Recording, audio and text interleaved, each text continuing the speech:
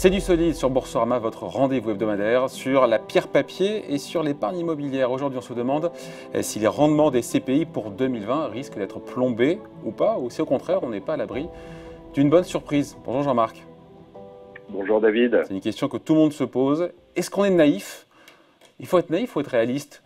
Parce qu'on peut imaginer que le rendement 2020 des CPI soit pas trop éloigné de 2019 ou c'est un rêve fou.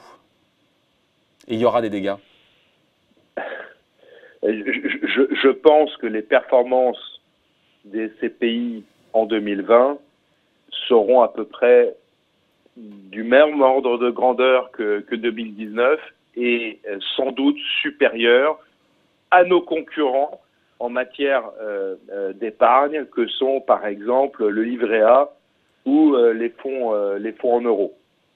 2020, clairement, on est au milieu d'une crise sanitaire avec une crise économique, mais l'impact sur les SCPI sera un impact ponctuel.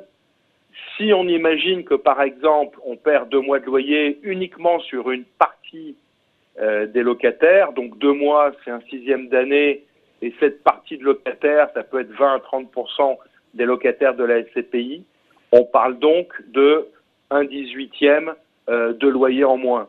Les SCPI ont par ailleurs des réserves et sont en mesure de pouvoir... C'est quoi ces réserves? Pardon, je vous coupe, Jean-Marc. Des réserves, c'est quoi? C'est un badland accumulé par le passé dans lequel on peut piocher, taper pour, en période de vache maigre, c'est ça? Les SCPI, qui existent pour certaines depuis plus de 30 ans, n'ont pas distribué chaque année tout ce qu'elles ont gagné. Elles ont mis de côté, dans ce qu'on appelle le report à nouveau, bien leur en a pris, des sommes. Oui, mais les SCPI, c'est des produits qui sont gérés de façon prudente et dont l'objectif est de servir du rendement. Et donc, il y a une partie de ces résultats chaque année qui sont mis de côté, dans le meilleur des cas, et qui aujourd'hui peuvent être utilisés pour compléter un dividende. Pour vous donner une vision claire des choses, ce qui est important de considérer, c'est ce qui va se passer en 2021. En 2020, il va y avoir une petite anomalie ponctuelle qui ne va pas dégrader à ce point les résultats de la SCPI, et de toute façon, il sera sans doute utile pour les sociétés de gestion d'utiliser une partie à nouveau. Donc, en ce qui nous concerne, par exemple, sans toutefois que ce soit garanti, nous avons fait nos calculs, nous avons fait tourner des scénarios très dégradés qui, j'espère, ne vont pas se matérialiser, et nous serons en mesure, sans doute, de verser jusqu'à 90% des dividendes de 2019, même si nous ne pouvons pas le garantir. Pourquoi? Parce que nous avons également fait tourner nos scénarios sur 2021 et nous estimons que ces dégradations de 10%, ça va être précisément le résultat dans ces hypothèses dégradées en 2021. Dans ces scénarios noirs, dans ces worst case, donc il n'y a pas de décrochage brutal, j'ai envie de dire, des rendements. Et là, on n'est pas dans le sentiment. Encore une fois, c'est parce que, vous nous l'avez dit, vous avez fait vos calculs en partant d'hypothèses et de scénarios défavorables. Alors, on a fait tourner des scénarios extrêmement défavorables qui, pour nous, ont peu de chances de se réaliser, mais c'est important de faire un scénario du pire. Et nous n'avons pas non plus intégré quelque chose qui est important et sur lequel peut-être je vais vous dire 2 mots s'agissant de Sofidy, c'est que nous avons dans nos SCPI beaucoup de cash. Nous avons sur tous les fonds que nous gérons chez Sofidy 600 millions d'euros qui sont prêts à être investis post-Covid.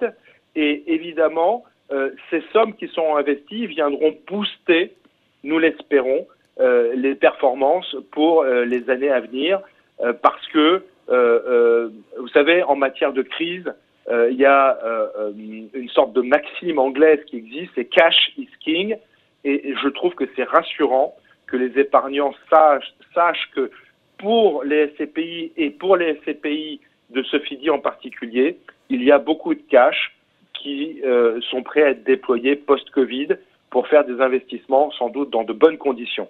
Jean-Marc, on met encore une fois des chiffres, il y en a eu beaucoup, mais il n'y en a qu'un seul qu'on retiendra, c'est que si on dégrade dans ces scénarios noirs de 10% le rendement, sur vos SCPI, la plus rentable, c'est quoi? C'est autour de 5%, on passe de 5, c'est pas une garantie, à 4,50, c'est ça, 4,5%?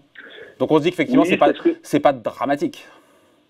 C'est pas dramatique.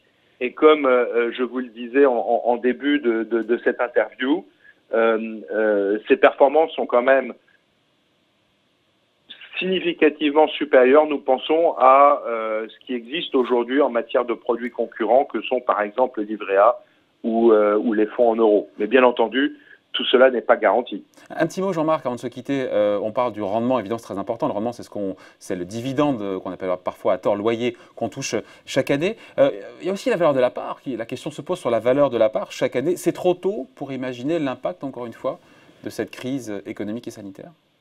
Alors, c'est trop tôt, même si nous, notre vision des choses, c'est qu'il n'y aura pas de décrochage de valeur, comme nous n'envisageons pas, comme je viens de vous le dire, de décrochage de dividendes. Si vous voulez, pour simplifier notre vision des choses, c'est pas parce qu'il y a une anomalie ponctuelle de perception de loyer uniquement sur une partie des locataires que les valeurs de l'immobilier sont amenées à baisser fortement. Si vous voulez, il y a même aussi, on peut conclure là-dessus, la problématique des taux d'intérêt, où on voit bien que dans deux scénarios complètement différents, l'immobilier a un rôle à jouer. Premier scénario, les taux d'intérêt restent faibles, et c'est le cas aujourd'hui avec les injections massives de liquidités des États et des banques centrales. Et on sait bien qu'en matière d'immobilier, quand les taux d'intérêt sont faibles, c'est bon pour ça soutient la valeur. Ouais. Deuxième cas de figure, cette fois-ci à l'opposé, si les États utilisent l'arme de l'inflation pour rembourser toutes ces dettes qui sont en train de s'accumuler, là aussi c'est bon pour l'immobilier, parce que l'immobilier, tout le monde le sait, est une arme parmi les plus efficaces pour lutter contre l'érosion monétaire. Parce que les loyers sont indexés sur l'inflation, c'est ça? Parce que les loyers sont effectivement, les loyers professionnels, les loyers tertiaires, sont indexés sur l'inflation. Bon, très bien. Merci Jean-Marc. Merci David. C'est du solide, c'est fini pour aujourd'hui, mais on revient la semaine prochaine sur Boursorama.